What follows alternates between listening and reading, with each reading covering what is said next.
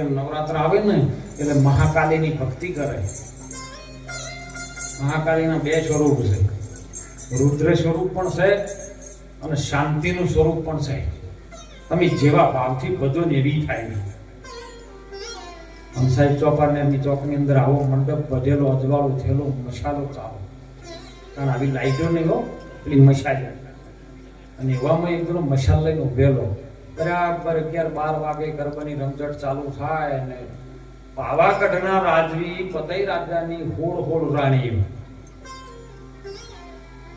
અને ગરબે રમતી હોય, ગોમની બેનો દીકરીઓ ગરબે રમતી હોય ને એવામાં ડુંગર ઉપર બેઠેલી મહાકાળી ભદ્રકાળી બે બેન. મહાકાળી કે મારો ઉપાસક છે, મારો ભક્ત છે, મારી સેવા કરે છે, મારું પૂજન કરે છે, મને નવરાત્રમાં વિચારતો નથી, લાય આજ ગરબામાં થોડીક આનંદ કરવા માટે જવું.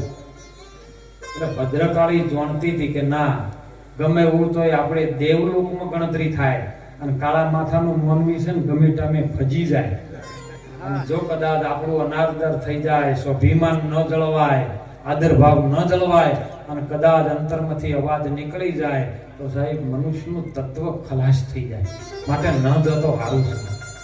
પણ મહાકાળી કે ના, ગમે હો તો મારો સેવક છે ને, માઈ માન બીજા વગડા ના વા, માં દયાળુ હોય સાહેબ. અને સાહેબ નીકળી નીચે આવી છે, અજવાળું પડે ને એટલે હોળ રોણી જે રમતી હોય ને એનું અજવાળું ચોખ્ખું પડી જાય. એટલે 2-3 દાડા આવું છું ને એટલે પેલો મશાલી ઉભો તેને જઈને રાજાને વાત કરી કે તમારી હોળ રોણીઓ છે પણ એક આકાશ માર્ગેથી માફો આવે છે અને ઈ જ્યારે રમવા ઉતરે ને ત્યારે બધું તેજ ચોખ્ખું પડે છે, એના જેવું રૂપ કોઈનું નથી. અને પાવાગઢે અંધાર પછેડો વધ્યો છે કે કાલધાન મારે તો આવ્યો છે. અરે આયા નવરાતો નવદારા અને ગરબે રમવા હે નીસ રે